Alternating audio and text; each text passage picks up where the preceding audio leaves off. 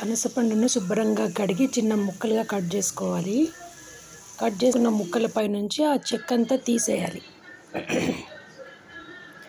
ఆ పైన గట్టిగా ఉంటుంది కదండి, ఆ పనస ముక్క కట్ చేసిన తర్వాత ఆ లోపల గట్టిగా బెరడులాగా ఉన్నది, అది కూడా కట్ చేసి తీసేయాలి. కొంతవరకు కట్ చేయాలి, పూర్తిగా కట్ చేయకూడదు. ఆ పైన ఉన్నది ఆ గ్రీన్ కలర్ పార్ట్ చెక్కంతా కట్ చేసుకోవాలి నీట్గా. కట్ చేసుకున్న ముక్కలన్నీ ఒక ప్లేట్లోకి తీసుకోవాలి. ఆల్రెడీ నేను కడిగి పెట్టాను నీట్గా కట్ చేసిన ముక్కల్ని. కట్ చేసి ఇప్పుడు ఆ ముక్కలకి మనము మసాలా పట్టించాలి. కొత్తిమీర, పుదీనా, పచ్చిమిర్చి, బిర్యానీ ఆకు, మీగడతో కూడిన పాలు, ఒకవేళ మీగడ లేకపోయినా ఉత్తి పాలు తీసుకున్నా సరే, డీప్ ఫ్రై చేసుకున్న ఉల్లి ముక్కలు, పెరుగు. నేను ఇక్కడ మీగడ పాలు తీసుకున్నాను, మీగడ లేకపోయినా పర్వాలేదు, ఉత్తి పాలు కూడా తీసుకోవచ్చు. అలాగే పెరుగు, జాజికాయ, అలాగే అల్లం వెల్లుల్లి పేస్ట్ ఉంటే అల్లం వెల్లుల్లి పేస్ట్ తీసుకోవచ్చు, లేదా అప్పటికప్పుడు ఫ్రెష్గా అల్లం వెల్లుల్లి గ్రైండ్ చేసేస్తే ఇంకా బాగా ఉంటుంది, టేస్ట్ బాగా వస్తుంది.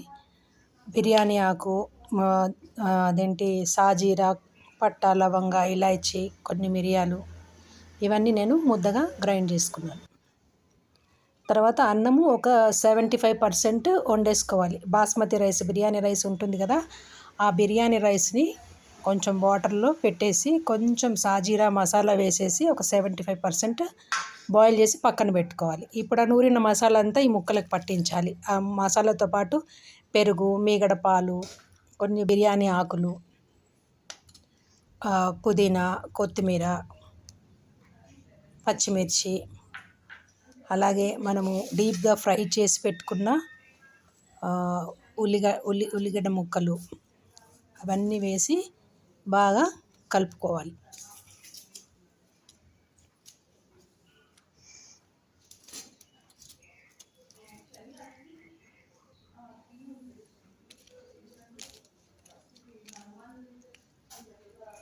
చక్కగా మొత్తం అంతా మసాలా అంతా ముక్కలకు పట్టేటట్టుగా నీట్గా కట్ చేసి కలిపి పెట్టుకోవాలి. అలాగే ఉప్పు కూడా యాడ్ చేసుకోవాలి.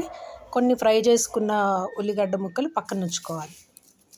సరిపడంత ఉప్పు వేసేసి ఆ మసాలా అంతా ముక్కలకు పట్టేటట్టుగా బాగా కలపాలి కింది నుంచి పైకి. కలిపిన తర్వాత దీన్ని కాసేపు ఒక అరగంట అలా పక్కన పెట్టుకోవాలి. ఈ ముక్కల్ని అరగంట పక్కన పెట్టిన తర్వాత ఒక పాత్ర పొయ్యి మీద పెట్టుకొని దాంట్లో సరిపడా నెయ్యి వేసుకోవాలి. నెయ్యి కొంచెం వేడైన తర్వాత ఆ నెయ్యిలో బిర్యానీ ఆకు,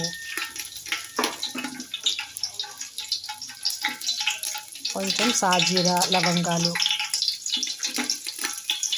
కుదిరితే ఒక దాల్చిన చెక్క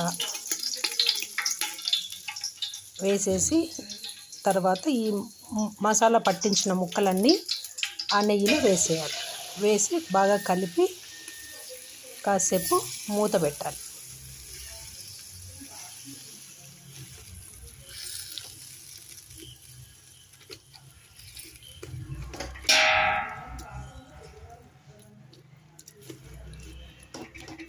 ముక్కల్ని బాగా కిందికి పైకి కలిపేసుకొని కాసేపు మూత పెట్టి ఆ ముక్కల్ని మగ్గనివ్వాలి.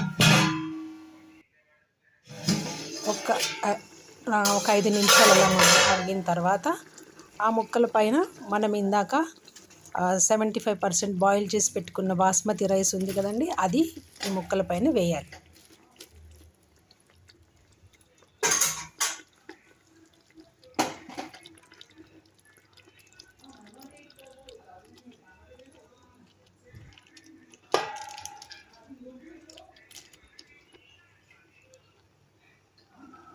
బాస్మతి రైస్, ఉడికించుకున్న బాస్మతి రైస్ ముక్కల పైన వేసేసి మళ్ళీ ఆ ముక్కల పైనుంచి మనం ఇందాక డీప్ ఫ్రై చేసి పెట్టుకున్న ఉల్లిగడ్డ ముక్కలు ఉన్నాయి కదా, అవి పైనుంచి చల్లుకోవాలి.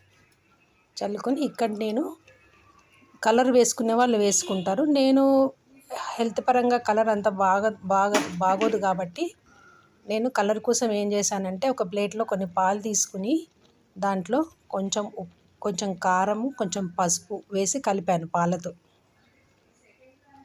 కలిపేసి పైనుంచి చల్లాను. పైనుంచి సరిపడా నెయ్యి కూడా వేసుకోవాలి మనం.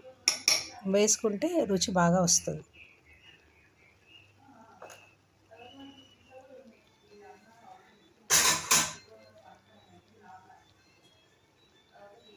పాలలో కాసింత ఉప్పు, కారం కలిపేసి అలా పైనుంచి చల్లుకుంటే మంచి కలర్ వస్తుంది.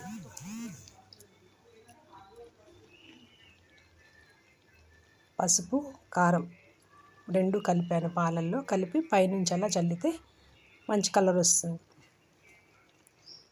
కొంచెం నేను పైనుంచి మళ్ళీ ఇందాక ఉడికించినప్పుడు తీసిన గంజి ఉంటుంది కదా, అది కాసింత వేసాను. నాకు ఎందుకో కొంచెం వాటర్ పడుతుంది అనిపించింది.